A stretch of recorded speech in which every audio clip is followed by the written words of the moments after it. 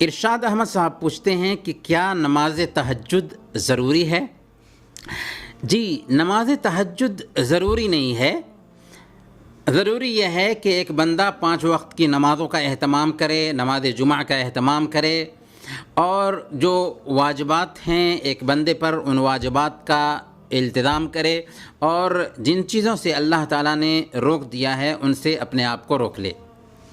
البتہ تہجد کی جو نماز ہے بہت اہمیت رکھنے والی نماز ہے، اور اللہ کے نبی صلی اللہ علیہ وسلم صحیح مسلم کی روایت کے مطابق بیان فرماتے ہیں افضل الصلاة بعد الفریضہ صلاۃ اللیل، کہ فرض نماز کے بعد سب سے افضل نماز رات کی نماز ہے. کیونکہ ایک آدمی رات کی میٹھی نیند کو خیر باد کہہ کر کے وضو کرتا ہے اور اللہ رب العالمین کے سامنے آ کر کے جھکتا ہے، تو ظاہر سی بات ہے کہ یہ معمولی اعزاز نہیں ہے، اور یہ توفیق ایسے ہی لوگوں کو ملتی ہے جو اللہ کے خاص قریبی بندے ہوتے ہیں.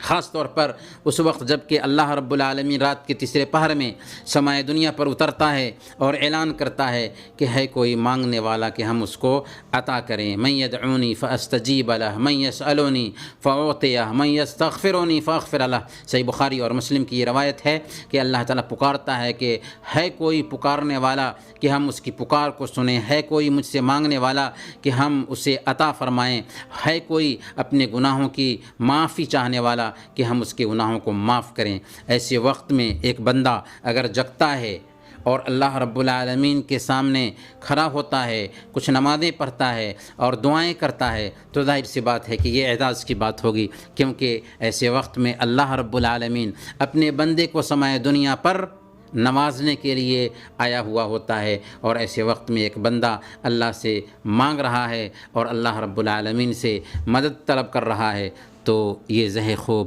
قسمت کی بات ہے. اللہ تعالی ہم سب کو نماز تہجد کا اہتمام کرنے کی توفیق عطا فرمائے. آمین یا رب العالمین.